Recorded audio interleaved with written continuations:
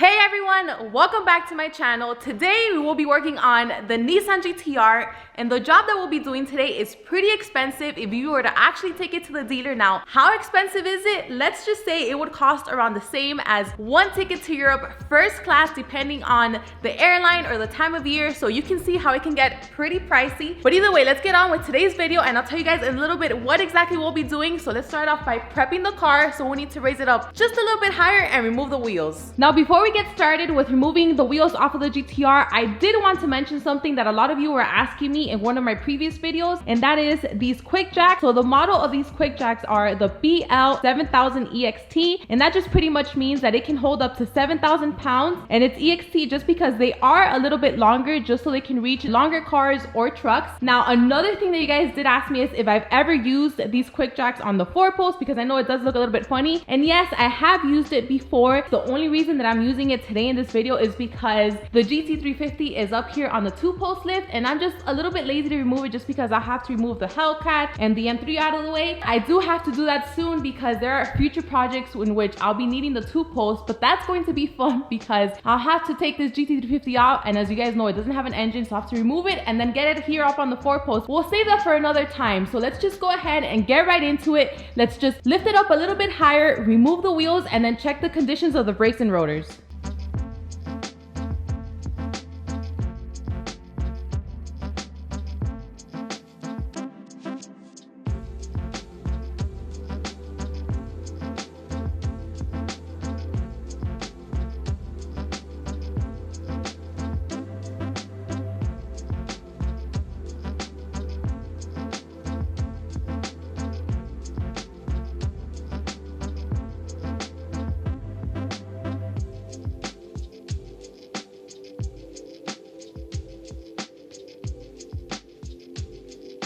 So if you haven't already guessed it, today we will be replacing brakes and rotors for the Nissan GT-R, and I already went ahead and measured both the front and the rear, but let's start off here in the front. So the minimum for the rotors is 30 millimeters, and checking these, it measures around either 31 or 32. It depends on what area here on the rotor. Checking these brake pads, the minimum for these are 4.5 millimeters. These are measuring 4 millimeters, so it's already a little bit lower than the minimum. And by the way, this light right here, a lot of you did ask me in my previous video, what's this light? So this has quickly become one of my favorites just because it has this little pointy light here, and then this other one where you can just regulate it here with the little dial. So this is from Astro Tools, but I just thought I'd mention it to you guys since a lot of you were interested in this. But moving on here to the rear, the minimum for these rotors is 28 millimeters. After measuring these, it's pretty much 29 millimeters across all these different areas. Now these brake pads, they're the same, so the minimum is 4.5 millimeters, but these are measuring around 6 millimeters. Once again, if you were to daily drive the car, you can still get away with it because these probably have, I don't know, maybe like 15,000 miles left. But today we will be replacing both the rear and the front brake pads and rotors. Which that brings me to my initial question at the beginning of this video, which is, can you guys guess how much it would cost to take the Nissan GT-R to the dealership and get OEM pads and rotors replaced for both the front and the rear? Let me know in the comments down below. Now today we won't be replacing these with OEM. We will be replacing them with something that costs a lot less, but they are way more effective. So let me go ahead and show you guys. These are the rotors that we'll be replacing the OEM ones with, and these are by the company called Disc Brake Australia, also known as DBA for short. Now the main visible difference between these and the OEM ones are that these are slotted and the OEM ones are drilled, but let me show you why these drilled ones aren't particularly the best ones for track under certain circumstances. So if we take a closer look at this rotor, we can see that it has microfractures all throughout the rotor, and this is definitely something that we don't want to have. This is not good at all. So this is due to stress and heat, and in this case it's because this car is tracked, but this can happen at the track, autocross, and Nissan does advise that if these microfractures are on top of these holes and they measure at least 4 millimeters, which in this case it does because I did measure it, to go ahead and replace them, just because these can keep getting longer and it can eventually just cause the rotor to crack. And I don't know about you, but I wouldn't want to rely on a rotor like this to stop at 120 miles per hour. Now back to the DBA rotors. So these are their 5000 series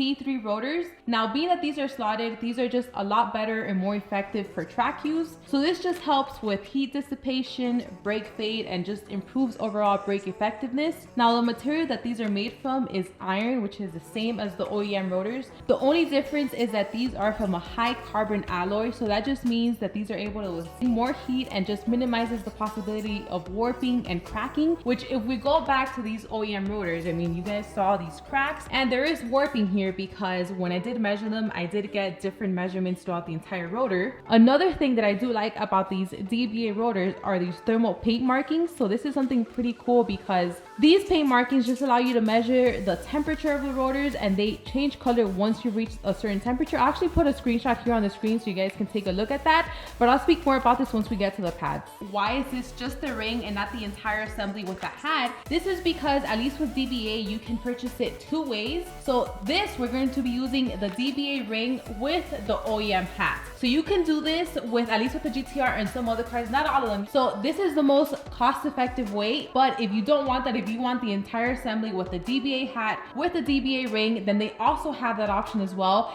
That one just costs a little bit more. But now with that being said, let's move on to the pads. These are the different options that they offer. So starting off with the first two, which is the SP and the SDs. So these are for street driving or just daily driving, and these are not going to produce as much brake dust, and these are going to be overall a lot quieter. But if we move on to the last two, which are the XPs, so these are for high performance driving or for the track, which is exactly what we plan to do with the GTR. But these will produce a lot more brake dust and these will be a lot noisier. The good thing is that these will provide a better bite, stronger friction, as they will continue working repeatedly after many laps at the track, which is exactly what we're going for. Now, the ones that Chris ended up going with are the XP 650s and not the XP Plus 35, because these last ones, they do require a lot more heat for them to work ideally, and DBA does recommend that you use either slicks or R compound tires, and that's not the case here. The GTR is still running on street tires, so I'm pretty sure that XP 650 are just going to exceed the OEM pads. Now it's time to remove the brake pads and rotors. So first off, we're going to start by removing these two pins. So these two pins are what are holding the brake pads in place here inside the caliper. And then we also need to remove these two bolts. So these two bolts are what are holding these tensioner clips in place. So if you're just replacing the brake pads, that's all you need to do. Just worry about removing these two pins and then these two bolts, and then you'll be able to remove the brake pads through here. But since we are doing both brake pads and rotors, then we also need to remove the caliper. There's 3 bolts right here that we'll need to remove. But before we do this, since there is a hard brake line here towards the back of the caliper, then we also need to come up here and remove this bracket. That way it'll just make it easier for us to maneuver this and then just remove the caliper. Then after that, we can just go ahead and remove the rotor. Now, since this car did come from Salt Lake City, I already did learn my lesson when doing the downpipe. So I already know the bolts are just a pain to remove. So I did go ahead and spray PB Blaster on these 3 bolts. That's why it's a little bit wet here in the back. So I'm hoping that that's just going to make it a little bit easier for them to come off. And another thing, I will also be using this quick jack extension here. I went ahead and measured it, and it should be just about the right height, just to leave it here and then put the caliper there in place once I remove it. So let's go ahead and get started.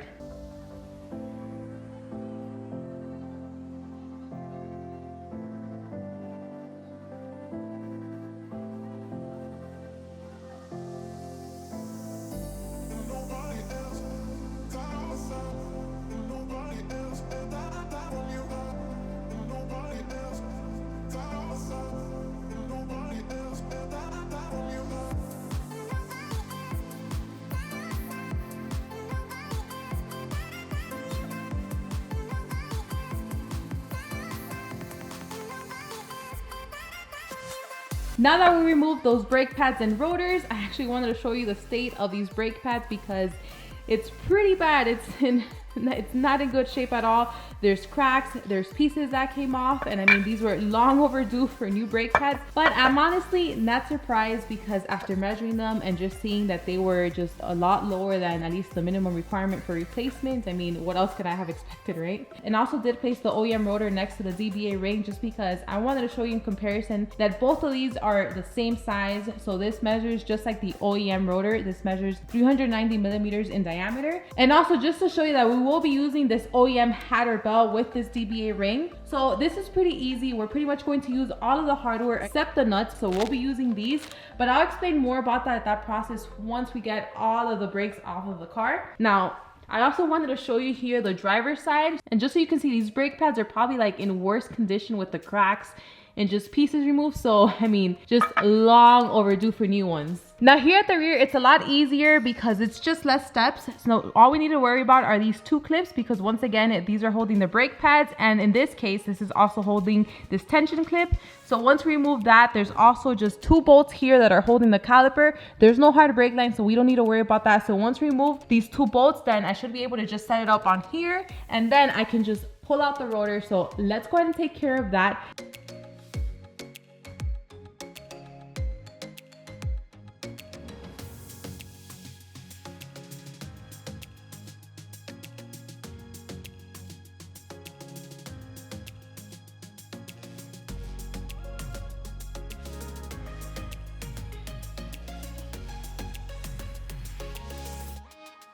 Now it's time to transfer the OEM hat to the DBA ring. So it's going to be pretty simple. We just need to remove these bolts. The only thing, it's going to be a little bit tedious because we do need to hold it from underneath, and then we can remove these nuts. So once we transfer it to the DBA ring, before we put the nuts that they provided, we do need to put Loctite on these threads. So I'll just go ahead and show you right now how to do this.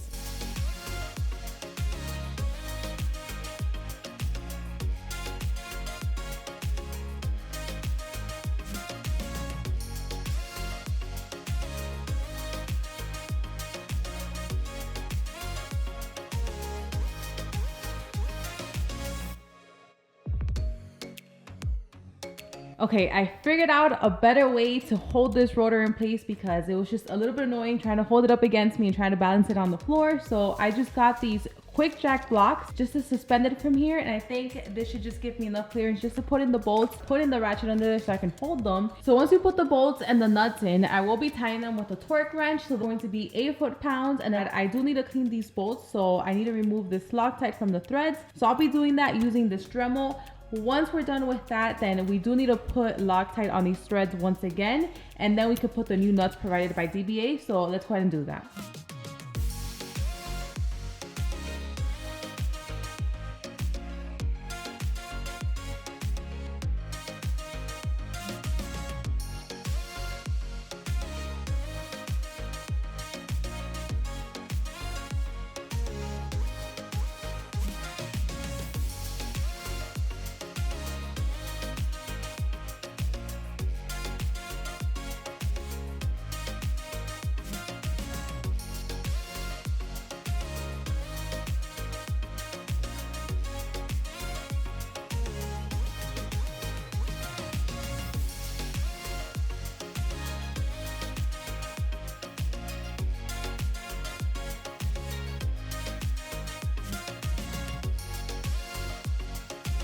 So now I'm finished with this rotor, and let me tell you that took forever. This is not hard at all. It just takes a lot of time because you need to put in the bolt, put the nuts, tighten them, then torque them, and you need to make sure that you do all of the bolts so you don't miss one, because obviously if you miss one, then this can lead to something bad, and we don't want that. But you do need to have a lot of patience for this. So now that I'm done with that rotor, I'm not going to do the other ones for myself. I'm going to have Chris come here and help me because it is his car and he needs to put in the wrench time. So I'm gonna have him help me with the rest. It's the next day, and Chris and I were able to finish up the rotors last night. It did take a very long time, and both of us had to work the next day, but we managed to pull through. So all that's left to do is just finish up. So we'll just work our way in reverse and then put everything back together on the car. But before we do that, I did want to go back to the initial question on how much would it cost if you were to take the Nissan GT-R to the dealer and then get brand new brake pads and rotors installed on the car. So OEM brake pads and rotors for both front and rear. So that would cost around $6,000 for both parts and labor. So you can see how that's pretty costly, and at least for me, I'd rather just do it myself, so that way I can just save my money for either more parts, or I mean, if you want to take a trip to Europe, then you can do that as well. Okay, let's get back to finishing up.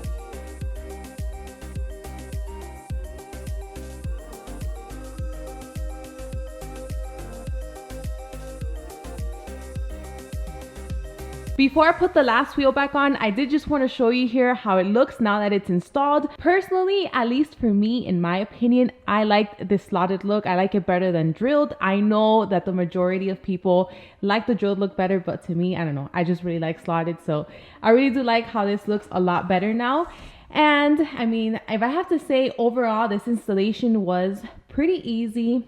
Other than installing these hats to the rings, it does take a little bit of time, so you do have to be patient there. But I think I'd rather do that than put these brake pads in, because that was a bit annoying because the pistons kept coming out and I just had to wiggle. It was annoying, but not as annoying as putting these pins here because of these tension clips. This just gave me such a hard time because I really had to put a lot of force into it. So I just really had to put a lot of force to align those pins just to make it from all the way back to the front. But I'm glad that that's over. Now the front is a lot easier than the rear, because the rear, it just has like, see how these have 2 tension clips? So the rear just has 1 tension clip, and it's even more annoying than this one. There was one side that gave me a lot of trouble, then the other side didn't give me trouble. It just happened to go in. The pins went in fine, and I was like, wow, this is a miracle. So at the end of the day, it wasn't too hard. It's just some annoying parts there. Another thing that I did want to mention is from DBA. So these come already pre-burnished. So you don't really have to do your typical bedding procedure from the manufacturer. So since they are pre-burnished, you just need to do 3 to 5 stops from 30 miles per hour, and that's more than enough to break them in. So I'm really glad about that. But now I'm pretty sure that you guys are wondering, how much did all of this cost in total? Because I mean, for my initial question, so these DBA rotors and brake pads for front and rear, it all cost around $1,600. That is huge savings from the OEM ones. But I mean, I guess at the end of the day, it just comes down to if you guys really want to do it yourself. But I mean, I'm really glad. And I personally just rather do it myself and then just save that money for car parts or anything else that you might have in mind.